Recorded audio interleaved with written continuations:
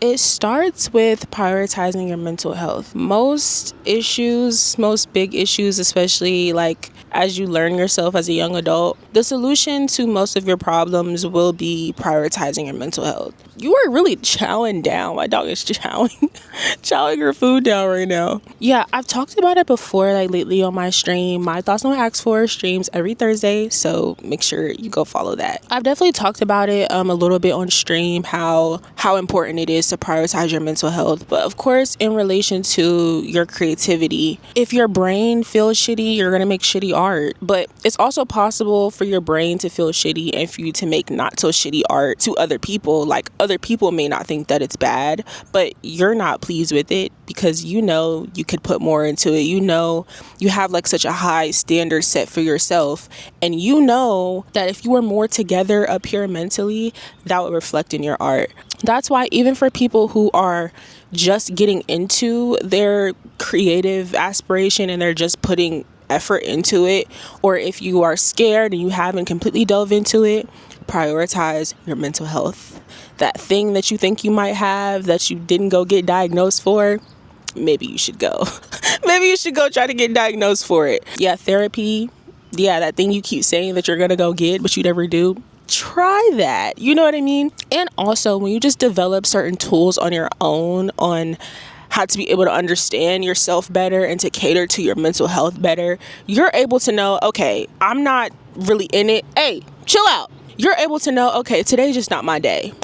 I need a me day. And you just take that day or multiple days, whatever you need, to just rest your mind. Especially if you have like a lot of anxiety, like you just give yourself time, learn your body, understand your strengths and weaknesses, and cater to that. I don't like this narrative that's pushed on social media that prioritizing yourself is a problem. Like, prioritizing your mental health and your energy and being selfish and being picky is like a problem. It's not a problem. It's not an issue. It doesn't make you a terrible person. And that's why so many of y'all are like in the house depressed and don't know what the fuck to do about it, because you feel like you have to submit to societal standards and this unhealthy way of living, while there's other people like me who have detached themselves from that. And you look at someone like me who I do what the fuck I want on my own terms and I prioritize myself. You may think that it's selfish, but it not only helps me function better as a human, it also helps me be a better friend, be a better daughter, be a better aunt. Like, it helps me be a better person to other people when I work on building myself up. Let me not get to preaching right now. Let me not. But like, I just don't like that. And so I'm always going to constantly preach, especially to young people, because people will think that you Gen Z, you don't know shit, you don't have the privilege to rest, right? How dare you rest and relax and prioritize yourself? How dare you? You haven't lived enough life. I'm here to tell you that is a load of bullshit. That's why I know so many people my age who are just stuck in a rut because they just don't know what to do. They don't know how to get out of it, and they may not have enough people around them that motivate them and that push them to seek the help and assistance that they need to be their best selves. The first step is prioritizing your mental health, and the second step is spiritual grounding. I cannot preach any louder how important it is, especially right now, how important it is to ground yourself in some kind of fucking way, right? Like, so even if it's a religion that you identify yourself with, that works. That can help keep you grounded. If not, maybe you're more spiritual, whatever, you know what I'm saying? You believe in the universe, God, higher power, whatever. You don't want to put a name to it. That helps. Even if you're not really either or, if you're somewhere in the middle, you need to go to therapy or meditate. You need to have some kind of anchor, some kind of rock to keep you stable and like not go insane, whether that's going hiking or being out in nature. Like, whatever that is for you, you need to find that and stick to it, and you need to do it religiously. You need, and see, me as someone who suffers from ADHD, I have a very hard time committing to routines. Like, having to do the same thing every single day makes me want to like not continue to live life. And so recently I've learned, especially with my spiritual journey, that I do need to have some kind of ritual, some kind of routine. Like, certain things do have to be repeated on a daily basis. It doesn't always have to be in the same way, but it's important to maintain consistency. And so someone like me who like, I really have a hard time committing to routines and doing the same thing every day. But recently I have found multiple different ways to do certain things so I don't feel like I'm committing to doing the same thing over and over again for the rest of my life. And before I get too deep into my spiritual point, I wanted to hit this point about my ADHD. I was diagnosed with ADHD when I was like 8 or some shit. Like, and I knew I was struggling. I knew I was the only reason that I even went to go get evaluated, because I told my mom, like, hey, something's off here. I need assistance, like expeditiously. And lo and behold, I was right. I didn't really get into taking medication and stuff like that because over the years, as I grew up, ADHD became very normalized, right? It became very much so like, oh, everybody has it. Like, it's nothing, it's whatever. And then I get into my adult years. Well, really, I get into college, my sophomore year in college, and I'm like struggling. And I'm like, you know what? Yeah, this is not for me. And even then, I didn't all the way put 2 and 2 together with my ADHD. I didn't fully register that until like a few years later. And I was like, oh, as soon as I remembered that I was diagnosed like years ago, I was like, oh, that's why like the last couple of years have been very hard for me, because I've just been raw dogging life, and I just completely thought that I was just not trying hard enough, that I'm stupid, that I'm all of these things. And it's like, no, there's a reason for this stuff, right? There's a reason for all of these things that you're feeling, and you haven't put any energy towards understanding who you are, right? Because that's part of who I am. I haven't paid enough attention to myself, and I neglected that part of myself that actually has made the biggest effect on my life as a young adult.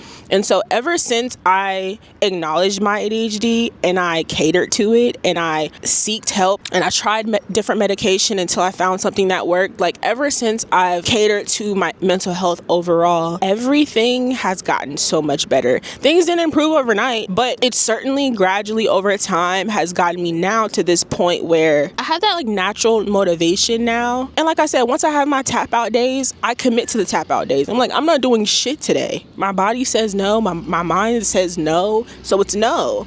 But overall, like unlike before where it was very hard for me, even though I wanted to do things, right, really bad, I was stuck in an ADHD paralysis for so long. And I literally didn't even realize what the fuck that was until like last year. And just thinking that you are this unmotivated waste of space who just doesn't give a fuck about anything and is incapable of doing very simple things. Now I'm like totally not like that. And yeah, so that's why I'll never apologize for being selfish or for, catering to myself, because I watch in real life multiple people that do not do that. And they're constantly operating in a state of psychosis because they're not prioritizing themselves. So just saying. So also when it comes to like being spiritually grounded, like that's been helping me a lot in addition to improving my mental health. Recently, we just had a full moon in Libra, like 2 days ago. And since I've been more tapped into divination and spirituality overall, it has seriously changed my outlook on life in a way that is so comforting and inspiring. And it's something that I want to help others reach to. I want to help others seek guidance and alignment within themselves and how they view the world. And you guys will eventually see how I plan to do that soon. But some people think like astrology and spirituality and, crystals and tarot cards and like all this stuff is just like stupid and weird and it doesn't hold any merit. And if that's how you feel, that's fine. I'm not going to push any like of my beliefs or interests onto other people. But for me personally, since I've been learning more about it and involving myself in it more, it's a feeling that I get from it that I never got when I was in church. In church, I've always felt very disconnected, and it's always felt like something I had to do and something I was forced into. Like when I was forced to build my relationship with God, especially in a not so healthy environment, because church can have toxic people in there, you know what I mean? And just in an environment that you just may not fully comprehend as a child, and you just feel like you don't fit, you don't understand it, you just don't want to be here. And so me going out on my own and learning my perception definition of God, and the way that I view God, and the way that I view how life is after we leave here, and instead of it being this heaven or hell type of thing. Like, spirituality and divination, it's like an added piece to me that helps me feel whole and just makes me feel more comfortable living life. And I think that, again, even if you aren't into crystals and shit, and you don't want to fucking pull tarot cards and stuff like that, even if you don't want to go to church and you're kind of iffy about religion, figure out what your version of being grounded is. Whatever that is for you, you need to find that. And like I said, go out. If it's nature, if it's meditating, whatever it is, find that, stick to it, and repeat. I know that it's hard for a lot of people to commit to a creative career while the world is on fire, so to speak, but I continue to stay inspired by just living in the moment and drowning myself in my interests. Sometimes I kind of distance myself from ideas and concepts I might have because they're almost too big, or I might make it more difficult in my head than it actually is. Whenever you just kind of sit in your office in front of your laptop or whatever it is that you brainstorm, when you just sit there for a minute and you observe and you weigh everything out, that feeling that you get of excitement and the more ideas you come up with, that's how you stay motivated. Even if there's a lot of noise and craziness going on in the world around you, with whatever art it is that you create, focus on adding that into the world and trying to make it a little less of a shitty place. Like, contribute what you can instead of neglecting your passion. My main point of this video is to just talk about how prioritizing your mental health and your spiritual health affects your creativity. They're very two important things. It's a very important piece to your complete creative career puzzle that you cannot neglect. You cannot ignore it. And the longer you go ignoring it and avoiding that, you're gonna feel it. Those bumps along the way are going to hit much harder, and it's gonna be harder for you to get back up if you don't build up those muscles and build up that strength that you need to not only navigate life peacefully, like in general, but to also create freely and to just be open and that way, no matter what you do, right, no matter what obstacles come your way, if you prioritize your mental health and your spiritual health, you won't let it get in the way of your creative journey, no matter what. Because it's like, no matter what, I'm going to create. No matter what. I might be depressed for a whole week. Something might happen and I might just be sad for a whole week. But at some point, I'm going to get back up, right? Because I know how to prioritize myself, right? Without letting it overshadow things that I need to do, right? Like just basic human tasks that we need to complete to survive, but also just making sure I don't neglect doing the things that make me happy and that bring me joy and the reasons why I feel like I'm on this earth. And so it's all about balance, right?